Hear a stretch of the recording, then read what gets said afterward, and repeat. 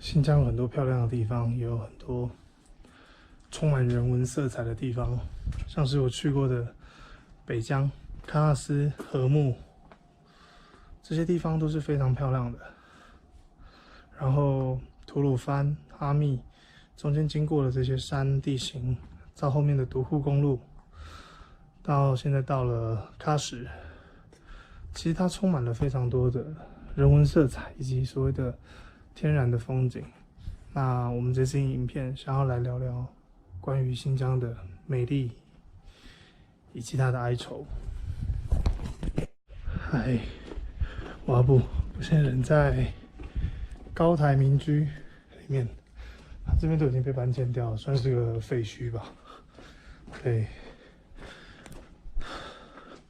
其实今天想要讲的东西是关于新疆的议题，就是大家应该都知道 BBC、CNN 在讲的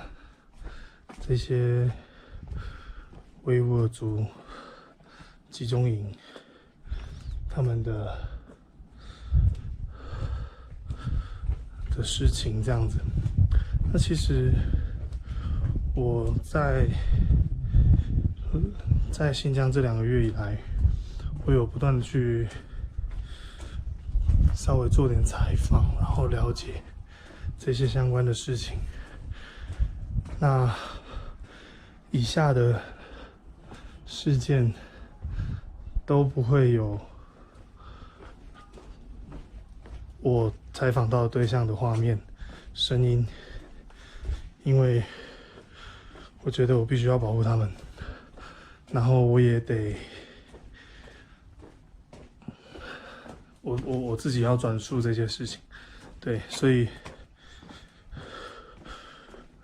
如果这支影片的谈话内容让你觉得不舒服，请尽管按不喜欢。OK， 那我们开始吧。首先，第一个我要讲的是关于再教育营这件事情。再教育营这件事情呢，其实是真有其事的，而且它的规模不断在扩大。它最大的本营分成2个，一个在北疆的克拉玛依外围，另外一个在南疆的塔克拉玛干沙漠里面。那其实在我进新疆乌鲁木齐的时候，我有遇到集中营，只是我没有意识到它集中营，因为它被工业区给隐蔽起来。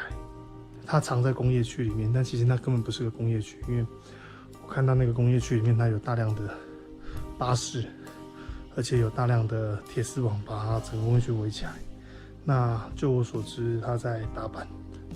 那个地方叫做博腾工业园，其实真的让人蛮不舒服的。那为什么我会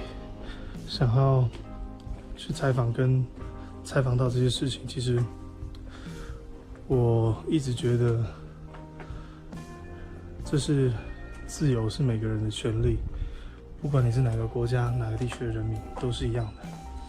那最让我难过的是，其实在我探访到这件事情的时候，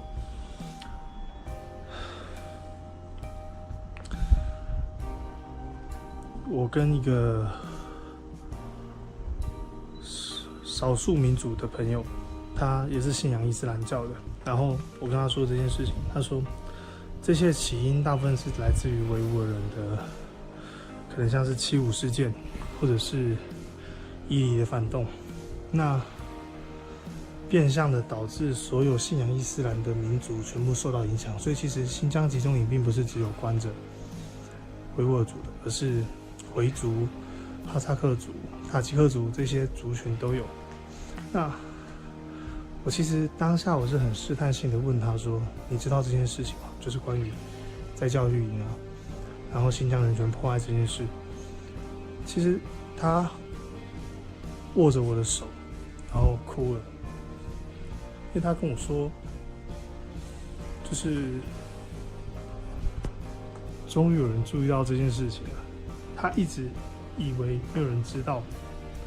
然后国际上也没有人知道，因为中国新闻都封锁。他以为全世界没有人知道这件事情，他以为他们被世界遗忘了。他紧紧地握着我的手，跟我说：“原来还有人记得我们，原来还有人知道我们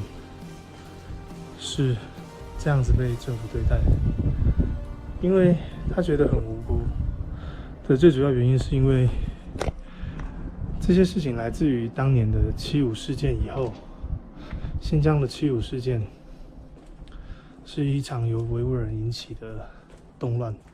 那最主要当时的原因是来自于政府没有将当时引发的数起的维汉纠纷处理好，所以导致整个维吾尔族对于汉人有仇视，所以当时在这方面上是有产生了一点问题。那再加上后续完全没有处理好，变成整个大暴乱这样子。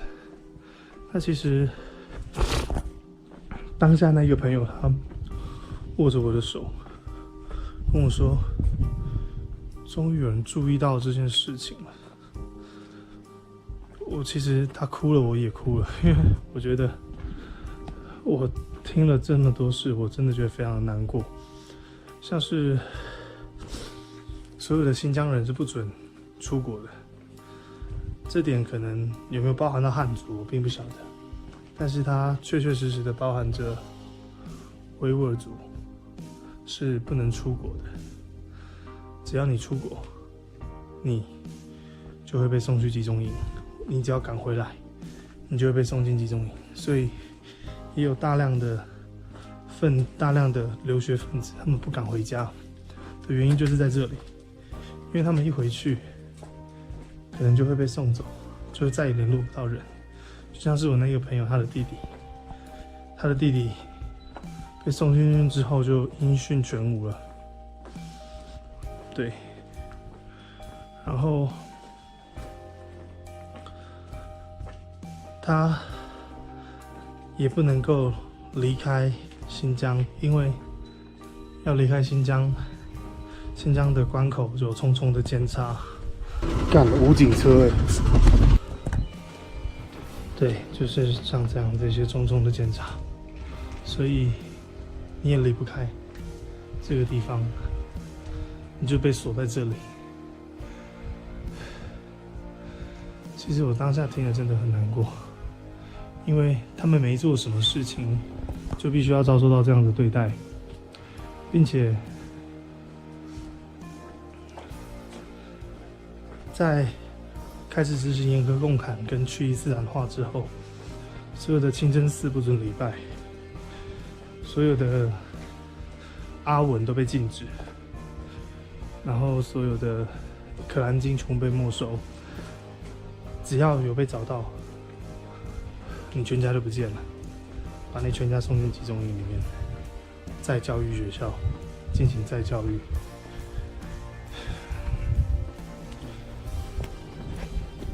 那其实大家应该都知道，中国有一句话叫做2020全面小康，打赢脱贫攻坚战这个东西。那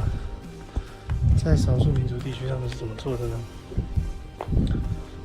这也是为什么会有那些妇女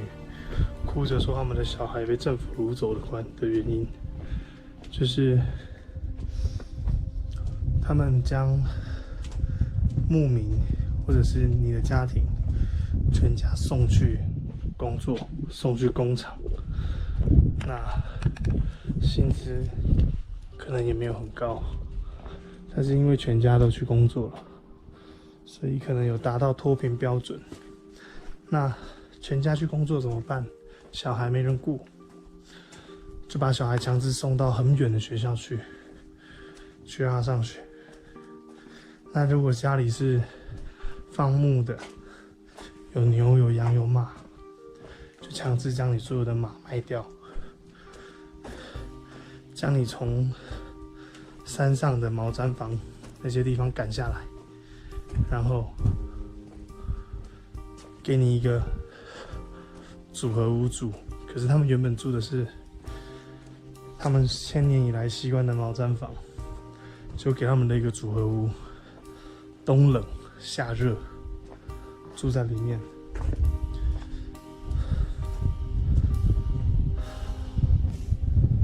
为什么人没有选择自己生活方式的权利？那其实相对来说，新疆的安检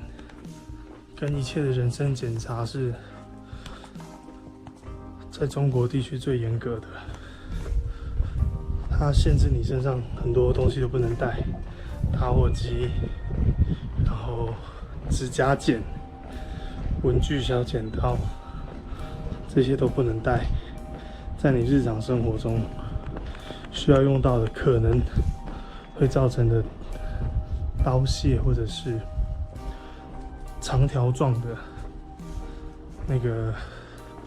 螺丝起子那类的都不准允许。那这些检查让人民非常的不方便，因为中国的一切都需要靠身份证，所以变成是这些检查还落实到了你的住宅、小区、电梯，任何地方你都要刷身份证才能够通过，那就会很不方便。因为如果你今天忘记带身份证了，那就会产生很麻烦的问题。对，那这种检查是对所有人都一样的，但是对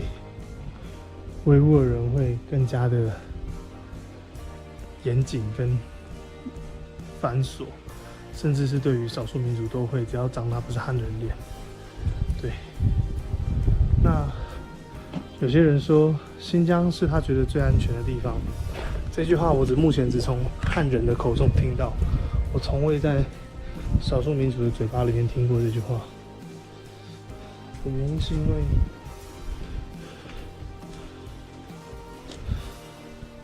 在地的少数民族的朋友跟我说，这种检查让他觉得很压抑。他觉得狗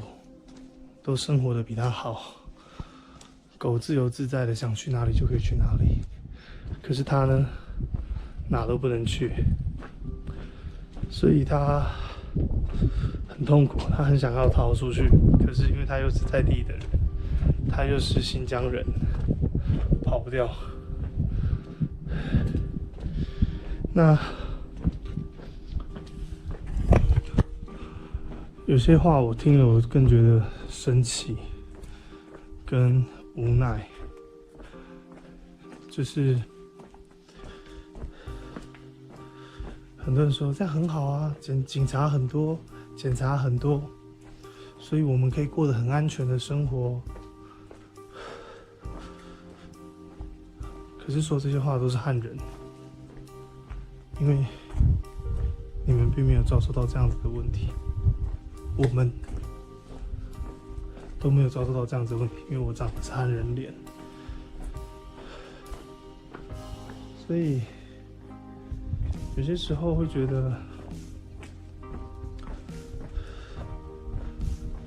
你们是既得利益者，所以才可以说这种话。就像是他们说，他觉得很多汉人觉得再教育营是必要的，把这些人丢进去，因为他们对祖国有反动思想，有仇恨思想，所以要把他们丢进去再教育，然后来牺牲大部分民族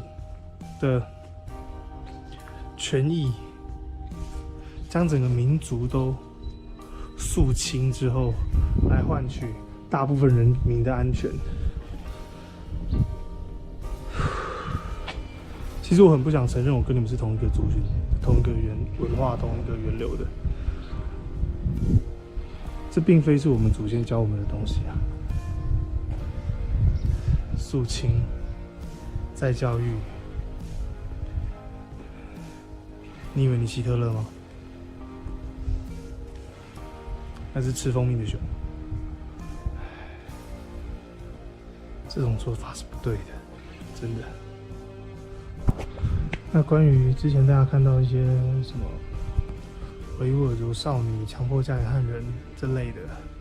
其实我在想，那应该是跟政府鼓励维汉同婚有关，因为维族跟汉族如果同婚的话，政府会给予很多的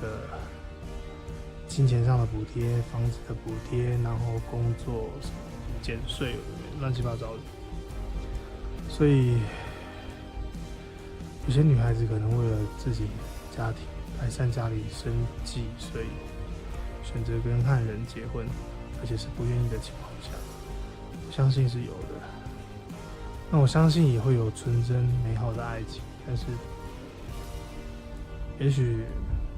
那个新闻捕捉到的就是这一幕吧。